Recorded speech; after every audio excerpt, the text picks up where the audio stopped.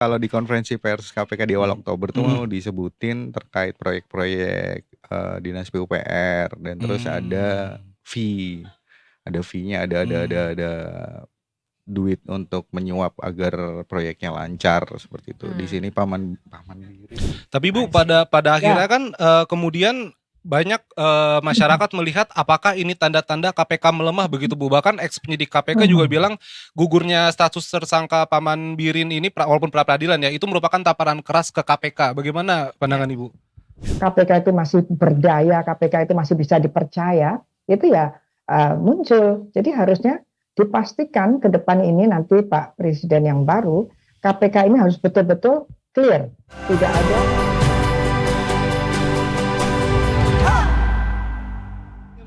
Nah, Detikers, kita kan hari ini topiknya ini KPK yang melunglai. Yes. Ini karena salah satunya yang ini yang menjadi pemicunya, mesti bilang begitulah, adalah Gubernur Kalsel Syahbiri Nur yang menang pra peradilan. Yes. Jadi setelah di OTT oleh KPK ternyata Paman apa tuh panggilannya?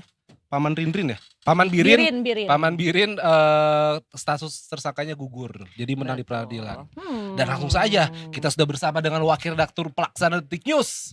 Ini Pak dia. Dhani Irawan. Halo, selamat sore. Ada bunyinya nih? Mana? Ya udah nggak apa-apa. Ya, nggak ada. Kita Ya udah, nggak apa-apa. efek manual aja. Efeknya nggak ada.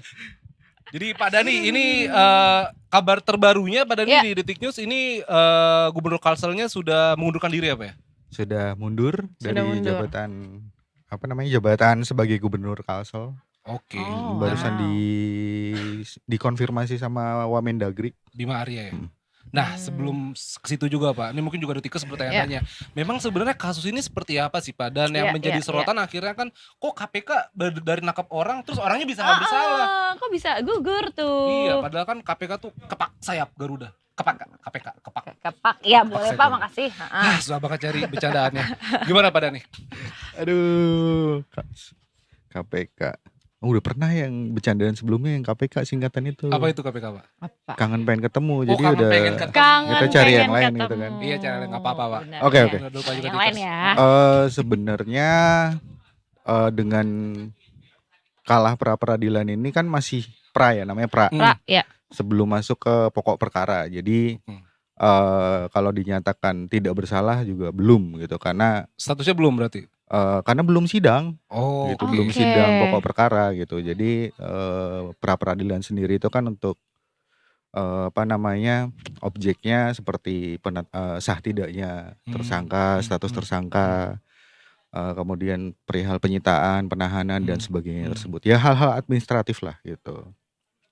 Jadi kalau dinyatakan tidak bersalah kurang tepat gitu. Satu Oke. itu. Ya. Cuman bahwa status tersangkanya gugur ya. Terus kemudian flashback sedikit, memang penetapan tersangkanya Syahbiri Nur ini bermula dari operasi tangkap tangan. OTT. Benar, tapi yang bersangkutan sendiri tidak ditangkap pada saat itu. Jadi dalam proses tangkap tangan tersebut Pak Birin tidak dibawa ke KPK. KPK bilangnya kehilangan jejak dan segala macamnya. Jadi pada saat itu memang tidak dibawa langsung. Kemudian dalam prosesnya tersebut KPK menyampaikan agar Paman Birin, Pak, jadi kayak paman gua gitu kan. Pak Syahbiri Nur untuk hadir.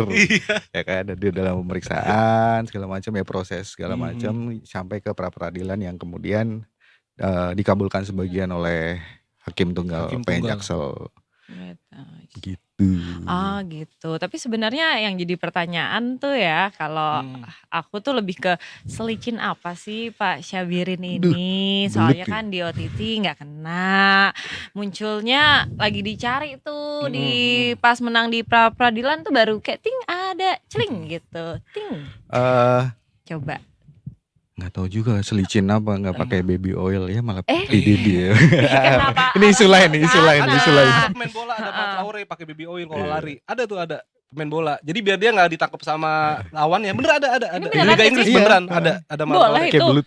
Dia jadi kayak belut gitu. Ya kita nggak tahu paman paman siapa nanti namanya? Paman Birin, iya. Kok lupa maaf ya paman. Nah.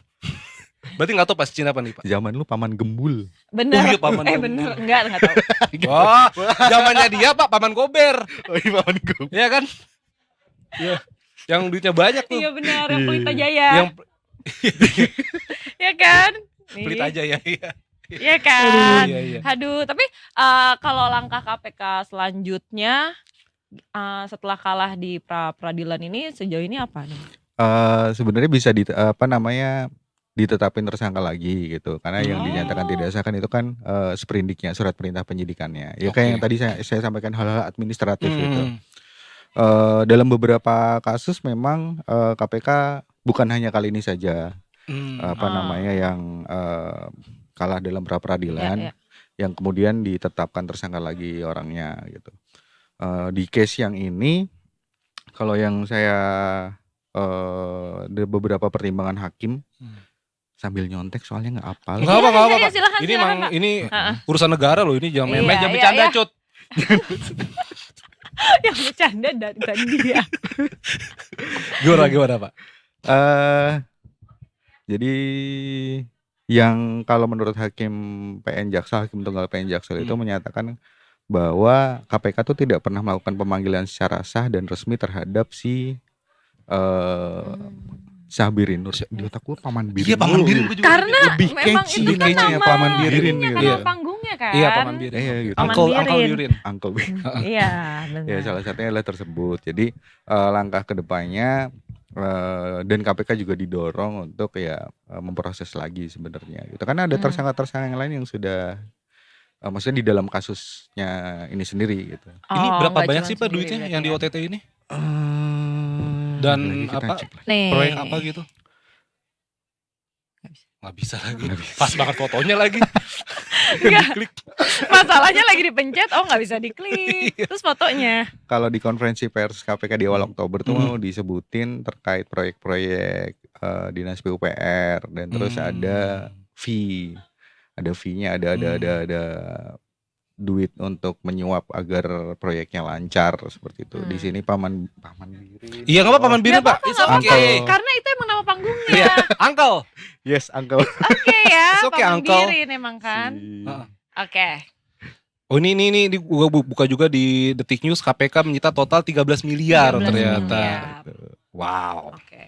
Tapi itu dari 5%. 5% dari semua nilai proyek. Ya kan, duitnya emang gitu. Berarti ujung.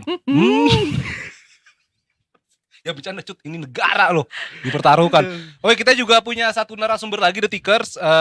Kita sudah terhubung dengan Ibu Yenti Ganarsi, akademisi hukum Universitas Trisakti. Selamat sore. Selamat sore Ibu. Selamat sore. Selamat sore. Selamat sore. Gimana? Iya Bu. Harus bicara apa? Udah kayak doorstop aja kita ini. Kayak langsung ya zat-zat. Oke. Jadi aku tuh sebenarnya pengen tanya nih, KPK kan disebut akan tetap melanjutkan perkara meski kalah di pra-peradilan nih Bu ya. Nah, ini tuh bagaimana nih prosesnya? Iya, ya tetap jalan gitu kan di dalam putusan kemarin ini kan yang ribut kan putusan pra-peradilan dari Gubernur Kalsel ya. Oh sudah mantan ya. Gubernur Kalsel dimenangkan kan gitu pra-peradilannya.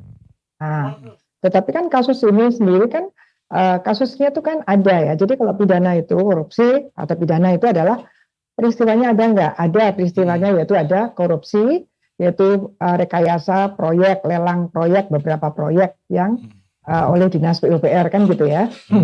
Dan pelakunya juga yang disangkakan calon pelaku ya tersangkanya yang sekarang kan antara lain 6 sudah ditahan gitu. Artinya perkara itu tetap ada ya kan? Tetap ada. Makanya pra-peradilan itu kan hanya meloloskan mengabulkan sebagian, yaitu hanya berkaitan dengan bahwa penetapan tersangka itu tidak sah sebetulnya kan gitu ya. Tidak sah.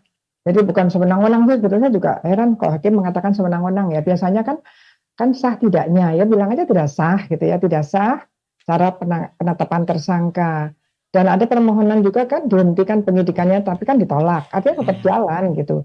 Dan seperti tadi disebutkan oleh Mas Dani, ya biasanya kalau ini kan hanya berkaitan dengan yang bersangkutan karena pelakunya banyak.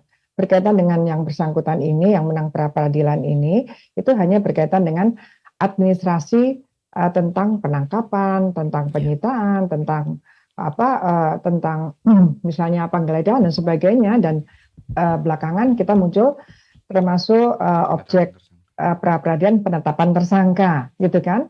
Jadi hanya yang satu ini dia mengajukan penetapan tersangkanya itu tidak sesuai dengan prosedur, yaitu antara lain harus dengan 2 alat bukti yang sah, gitu ya. Nah itu dikabulkan oleh hakim gitu. Jadi hanya yang bersangkutan aja. Jadi jangan juga kemana-mana dan memang KPK seharusnya bisa lagi kalau memang itu berkaitan dengan administrasinya, substansinya tetapi ada hanya karena ceroboh aja gitu ya. Nah ini ya diperbaiki. Itu biasanya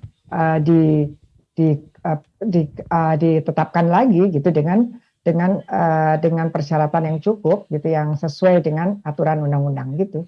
Tapi Bu, pada akhirnya kan kemudian banyak masyarakat melihat apakah ini tanda-tanda KPK melemah begitu Bu. Bahkan ex-penyidik KPK juga bilang gugurnya status tersangka Paman Birin ini walaupun pra peradilan ya, itu merupakan tamparan keras ke KPK. Bagaimana pandangan Ibu? Iya, ya sebenarnya KPK ya walaupun sudah beberapa kali juga kan kemudian diajukan, tapi kan ini kan banyak kejanggalan ya, menurut saya emang tamparan keras yang harus ditampar lagi. Ya kan, karena kan sejak awal tuh kan tanggal 7 Oktober 6 orang itu kan ya yang OTT gitu kan, dan yang disangkakan atau yang disangkakan untuk untuk gubernur Kalsel ini 1M lewat perantara udah ditangkap gitu ya, kan belum sampai pada yang bersangkutan gitu kan. Ya harusnya kan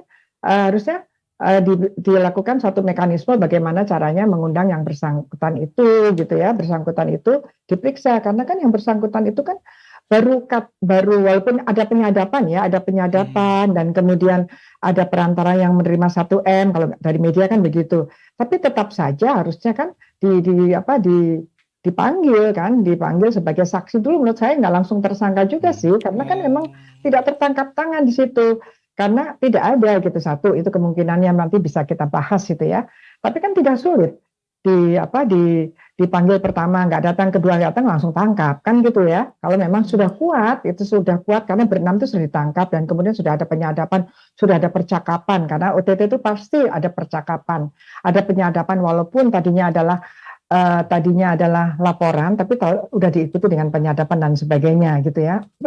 Ini juga karena kan masyarakat kan senangnya ada OTT. KPK sudah 8 bulan nggak OTT sama sekali, tidak bahas seperti ini gitu kan ya.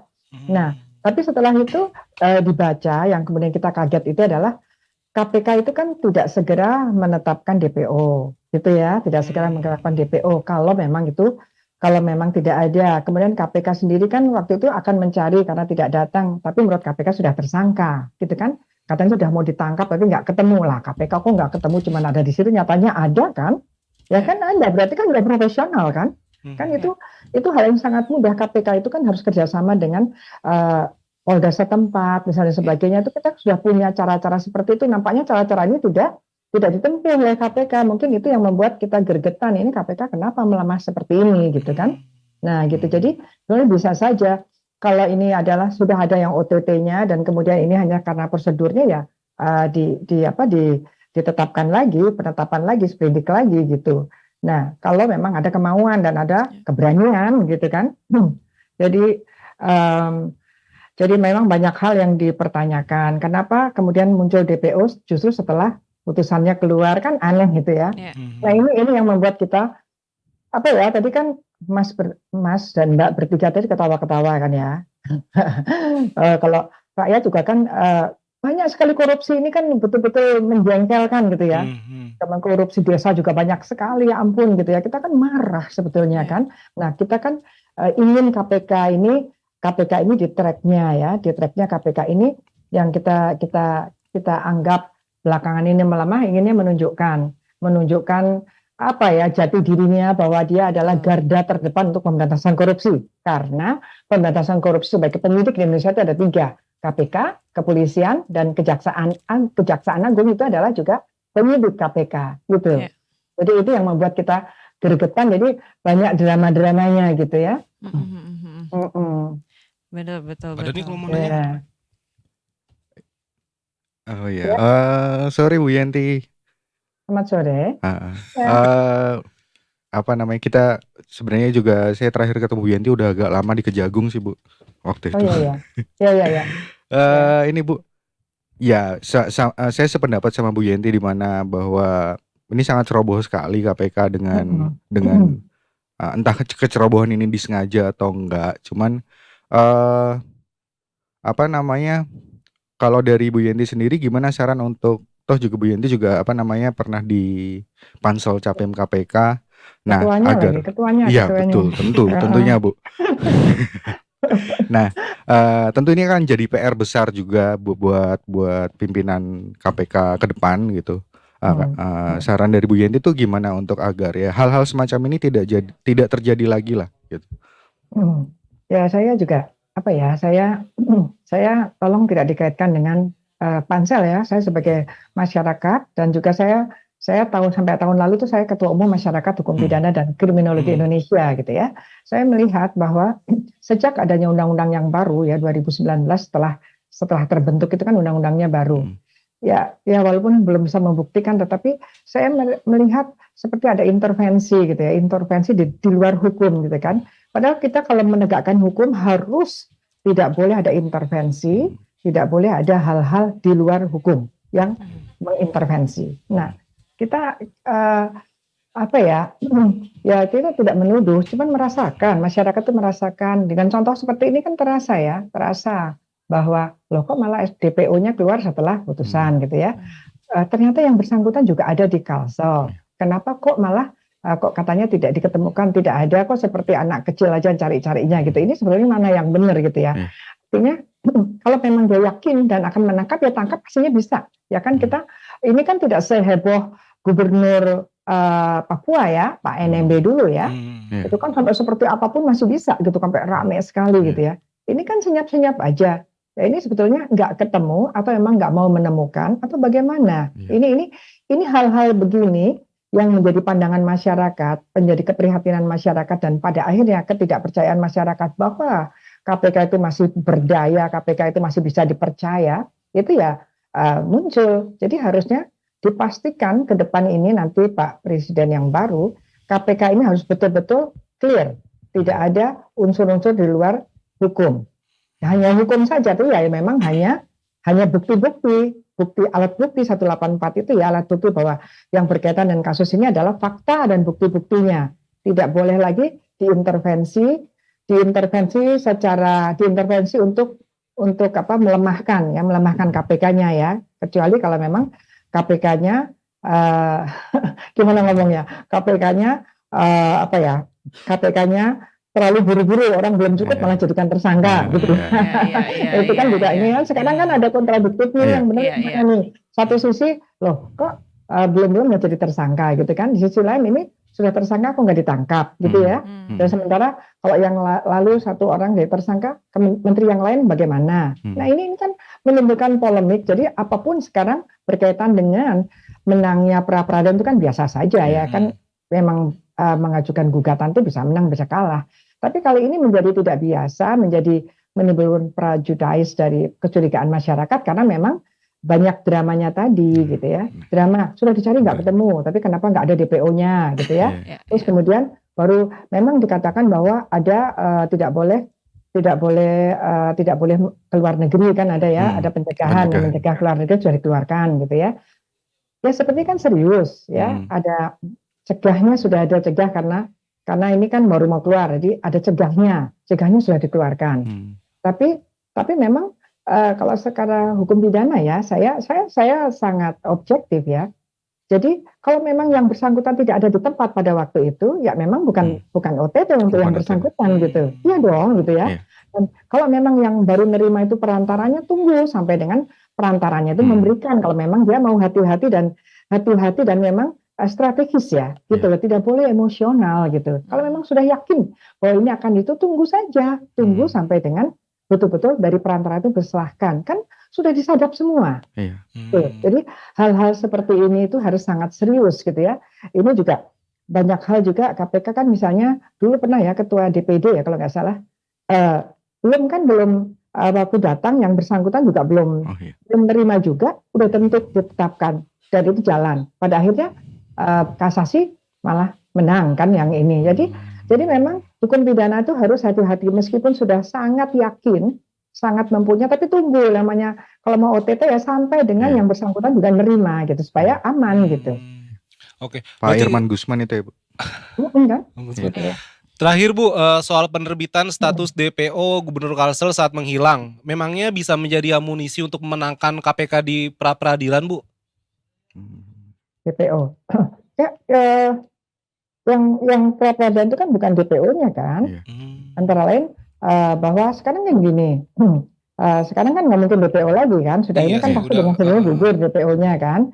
Tapi sekarang itu adalah untuk menetapkan tersangka lagi yaitu dengan 2 alat bukti tadi ya. Alat bukti harusnya kan mereka kan sudah ada saksi ya, saksi kan. Mudah-mudahan mereka jadi saksi mahkota ini yang 6 tuh ya, memberikan kesaksian pada temannya gitu ya, misalnya gitu. Kemudian tentu punya alat bukti lain. Ini yang kita tunggu dari KPK. KPK harusnya minimal punya 2 alat bukti. Kan adakah alur komunikasi di antara KPK, kemudian penghubung, kan ada penghubung tuh yang dari sosial Islam agama itu ya, itu ada penghubung, kan ada itu, harus ada itu kan ada pembicaraan itu penghubungnya itu, kemudian ada saksi dan kemudian ada bukti-bukti lain itu kan sudah cukup. Hanya memang menurut saya kemungkinan kalau sesuai dengan apa yang disampaikan prosesnya begini bahwa awalnya proses rekayasa lelang proyek, kemudian ada 2,5% untuk ini, 5% untuk Gubernur Kalsel gitu kan. Kalau itu memang hati-hati, kalau ini memang ada dan itu sangat kuat dan kemudian mengikuti prosedur, harusnya nggak terjadi seperti ini gitu. I see, baik. Siap. Ya, semoga ya. Tertampar ya. Iya Bu, aduh. Emang harus ditampar sih. Emang harus ditampar. Lebih ke semuanya juga harus ikutan loh buat tertampar jadinya. Ini kayak sesuatu yang serius loh soalnya. I see. Ya, harus serius lah, korupsi di Indonesia sudah luar biasa dan KPK sudah sangat banyak yang mencerca gitu ya. Malah komisionernya minta mundur waktunya gitu kan, banyak masalah gitu ya. Terus yang disalahkan ketua panselnya ya enggak lah ya.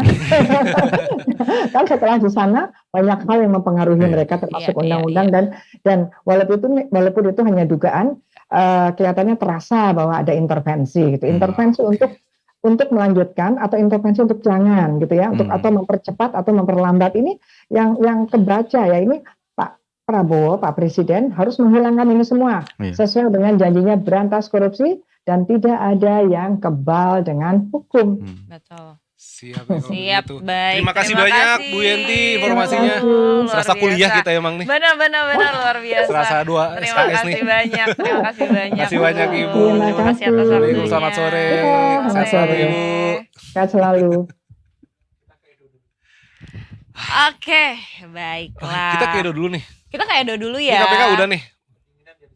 Oh iya, oke. Pada ini tunggu bentar ya Pak ya. Kasihan Edo kedinginan di sana. sana. Kita ada live report Edo dari Baku, Azerbaijan. Sudah membeku juga dia. Hai. Halo Edo. Belum. Oh, kok gak sabar banget sih halonya? Iya kan maksudnya maunya apa teman kita gitu loh. Kayaknya ada oleh-oleh ya kan. Tapi balik lagi KPK nih. Pada nih gue sebagai masyarakat biasa ya Pak. Melihat belakangan ini curhat gue pribadi apa ya, di sosmed tuh kayaknya yang sering banget nangkep tuh Kejagung gitu. Ini KPK kemana nih? Kok tiba-tiba kayak hilang aja begitu? Mungkin Pak ya. Karena memang kan beberapa bulan terakhir kan bisa dilihat beritanya tuh Kejagung tangkap. Betul, KPK kemana gitu? Apa pendapat Pak dari soal ini Pak? KPK sendiri memang yang tampak di publik adalah yaitu tadi OTT. Sedangkan apa yang disampaikan terakhir bahwa gue lupa deh siapa yang ngomong, tapi orang KPK. Mereka pengen membangun kasus tuh dari awal, case building gitu. Jadi dari penyelidikan. Memang dari penyelidikan terus penyidikan dan segala macam. Tapi memang untuk OTT memang seperti kata Bu Yenti tadi memang sebenarnya cara yang paling mudah gitu karena bukti udah ada segala macam. Jadi prosesnya tuh memang cepat gitu. Proses yang cepat, nama yang ditangkap itu nama tenar, otomatis exposure-nya akan lebih tinggi Besar, gitu. Betul, setuju. Nah, terus kemudian sekarang Kejagung memang lebih gencar lagi, apalagi juga Kejagung juga sebenarnya kemarin bukan menangkap tapi proses yang sama, case building gitu. Cuman karena nama yang muncul nama-nama besar, nama tenar, angka kerugian dan segala macamnya fantastis gitu kan. Jadi exposure-nya juga lebih gitu. Ini lagi-lagi saya lihatnya dari kacamata kacamata publik gitu, ngelihatnya kenapa yang ini lebih wah, yang ini kok enggak dan segala macam gitu. Jadi ya benar sih kata Bu Yenti, kurangin drama gitu. Udah kerja aja lu gitu kan.